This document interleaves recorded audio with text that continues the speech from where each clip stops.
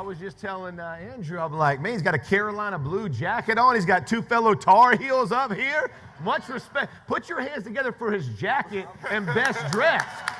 In honor of you, good sir. I appreciate it. You. I appreciate it. So I'm going to start with you, man. I'm going to start with you, Andrew. So tell me about this offseason, how obviously different than last offseason. Have you been able to unplug? Just kind of give us a clue into what the offseasons look like for you. Certainly different. Last year, I had a lot of questions about myself, my health, if I could play football again, if I was going to be pain-free again.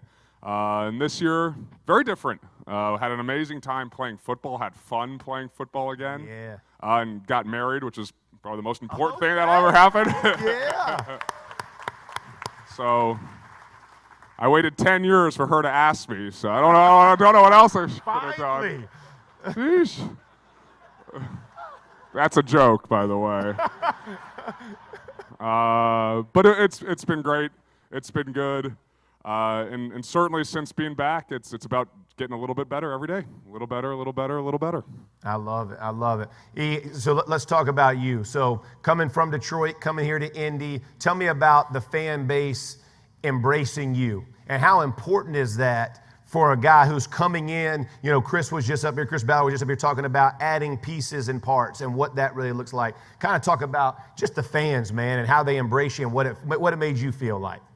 It made it feel like home. Like my wife will tell you better than I can because she spends a lot more time in the stands, embracing fans and talking to people.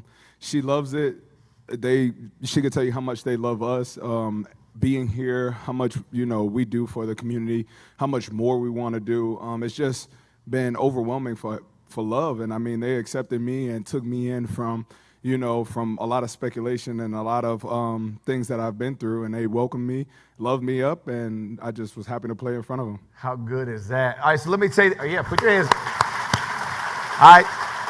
You got to have a little perspective change, right? Because we've added some kids to the mix. So tell the fans, like, what's it feel like? That's a little different as you're aging up. Listen, as you get older, circumstances change, right? We got kids added. They just going to play ball anymore. You come home and play ball after you play ball. So give it to me. How's the family and all that going, man? The best advice I got was from my pastor. He was like, the same way you attack your job is the same way you have to attack your home. So I was like, well.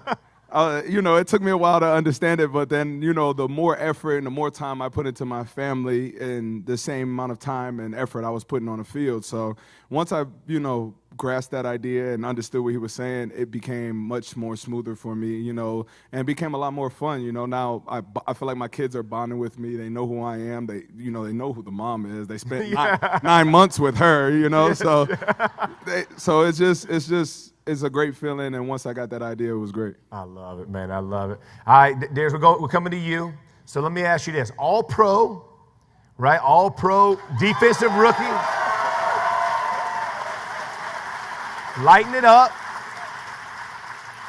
All right, so I know coming from a smaller school in college to the NFL, you still going to be able to play with that same chip on your shoulder. Because listen, you played with it last year now. I mean, I'm telling you, broke down a ton of your tape on ESPN. You was playing nasty ball. I got to still see that you still got that chip. That's what I want to know from you. You still got that chip. Yeah, I definitely still have the chip because I still haven't done any of the goals that I had. I mean, I didn't win the Super Bowl. I wasn't an MVP, and there's still things that I want to do, so I'm definitely we're trying to go and try to stop this season. Yeah, man.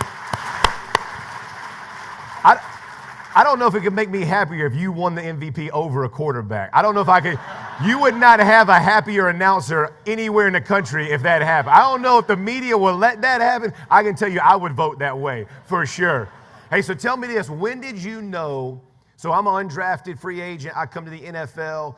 There's a moment when I knew. When was the moment you knew you could play in this league and you could play at the level you're playing in this league? I say week 2 against the Washington Redskins. Coach Flus had a great game plan for me. Then at the end of the game, I ended with 19 tackles. So that's when I realized, okay, maybe I can play in this league.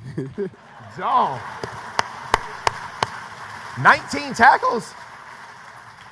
Yeah, I'd have thought I could play in the league too with 19 tackles. I don't think I had 19 tackles in high school. I was pretty good, too. All right, Eric, tell me this. Last year, Pro Bowl season, lit it up, did those things. Tell me your favorite game and what was your favorite game and why it was your favorite game last year. Oh, man. I can try to think of one. I mean, he just gave me 19 tackles in 2 seconds, man.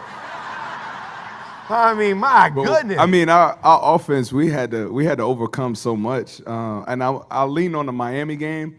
And I say that because we were down going into the fourth quarter, a couple minutes left, and we just put together the drive down the field.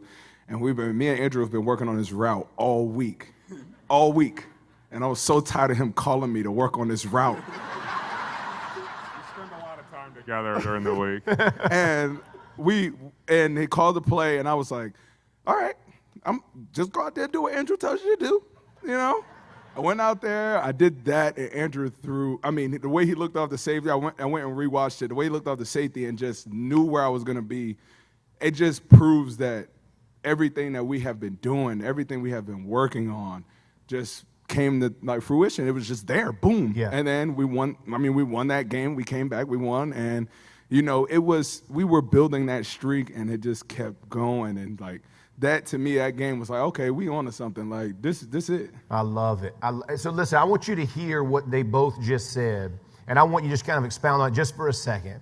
How much time, right? Like everybody talks about chemistry when you quarterback, receivers, man, everybody's in rhythm. It don't just happen. So, you made a joke. We spend a lot of time together, but just talk about what you do extra for those moments. When those moments happen, when he looks him off and he knows exactly where, he's got to trust the read, the route. You have to trust your read, your route. But just talk about just briefly at what that feels like and how much time goes into, because I don't think people always know what goes into, quote, chemistry or a lucky play in the NFL. Ain't no luck, man. Ain't nobody just happening. One luck. I stand corrected. But tell me a little bit about that. Just hit on that. When you have a quarterback like Andrew, he elevates your game because you want to be on the same page as him, and it's so awesome for things to happen like that because for him he wants to be a perfectionist. In my blood, in my mind, I want to be a perfectionist. So when he calls me, hey, Ebron, let's get that one more time, or let's get that one more time. Let's try 3 steps instead of 4. Let's try this instead of that. And we figure it out, we get it, we feel it. Once we feel it, we go to the game, call the play. He feels the same thing I'm feeling, and boom, And it comes with trust, it comes with repetition, and it comes with him just loving the person I am. Yes. All right, Andrew. So year 2 in Frank's system. Indeed. Tell me, are you feeling more comfortable? Did you already feel super comfortable? Tell me kind of how this thing is progressing, because I played in this. This is a big offense, so a lot of growth. But tell me kind of how you're feeling for year 2. Yeah, certainly more comfortable, but a lot of work to do. I was thinking about it at the beginning of the offseason, talking to Sirianni. He's like, man, we've really only worked together for 5 months or something, yeah. and certainly we hit a little bit of a stride last year, and that's great. But that was last year, and we walked in at the end of Frank's and Chris's talk, and what Frank told you guys about process, about getting better every day, and that's what he tells us every day, and that's all we care about is getting a little better. So certainly, I think we're starting at a different level. I know in my mind, with the offense, the comfort. Personalities, communicating, it's so important. I mean, you just heard Eric talk about it. We communicate. We sit down and talk. In the beginning of the week, we talk. The coaches were talking. We're talking back. We're figuring something out. We're solving a puzzle, trying to problem solve. We go out in the field. We talk. Ooh, I like that. Good. Okay, let's put that in the bank. Let's move on to the next one. Ooh, no, we can't do that. We got to coach. We need to put this on ice for the week. It's not ready. We're not ready. So. Certainly we're in a different place, but the goal stays the same. It's improve every day. It's get better every day. It's sharpen the sword every day. Yeah, good stuff. So unlike the quarterback I played for, you love to give credit to your teammates, which I really appreciate. And shots fired. No, totally unbiased question. I want to hear how good and how much you think of your offensive line. Give me a little offensive line love. You love to give everybody love. Give some O-line love. It's easy to give O-line love, especially when you're sacked the least amount of anybody in the NFL. That's awesome. Yeah. We can go down the line. Anthony, I've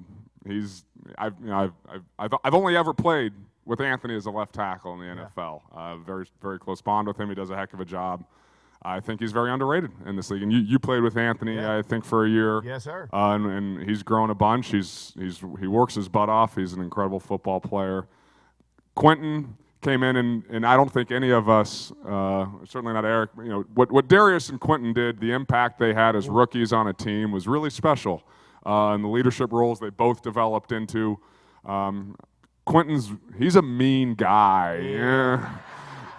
Love that. With a tender heart, so it's like a sort of weird paradox, but he's mean, right? He's mean. Ryan Kelly's doing an incredible job. Yes, sir. I don't think he gets enough credit. As you know, that relationship is so important and built on honesty and brutal honesty, and he'll give it back to me just as quickly as I'll dish it out to him, and I very much appreciate that. Mark Glowinski is a people mover. The guy, he spent his early years in Seattle running with some great rushing attacks in the outside zone that they did so well 2012. And he brought an element of that I think really elevated the game for everybody. And Braden coming in and playing right tackle and doing a heck of a job. And I don't think anybody even in this building thought that Braden would be playing right tackle, starting games. And then a bunch of guys, Joe Haig, LaRaven, Evan Boehm came in, Jamarcus, a bunch of great guys. It takes more than five, as you well know. And they're all great guys. They all work their butts off. O-linemen are like herd animals. They're pack animals. They just move around, and you're like, but they're also highly intelligent and that's why we very lovable. The most amazing part of that conversation is he actually knew his offensive line's name. My guy didn't know that. So, no. All right, last question for you three. I'm gonna go with you, man. How do you top last season? Tell me how you topped last season from what just happened. I take it to the film room now. Just seeing all the bad plays. My first day back, me and Coach Flus, we sat down and watched every last bad play I had. Yeah, little humble. Yeah, and it taught me a lot because especially coming out the season that I have and just thinking, okay, maybe I did something. Then you go back and watch film and say, okay, wait a minute, hold on, you're not as good as you think you are. So it make you sit and think. And even though our playbook is very simple, and when you have a simple playbook, sometimes you just want to say, okay, yeah, I know what to do here. But now in the off season, I sit down, I look at every run play against it, every pass play. I see how I get beat or what things I can do better. So all now is just mental preparation and technique and how to get better each day. Man, that's unbelievable. You guys put your hands together for your Colts right here. Good job, man.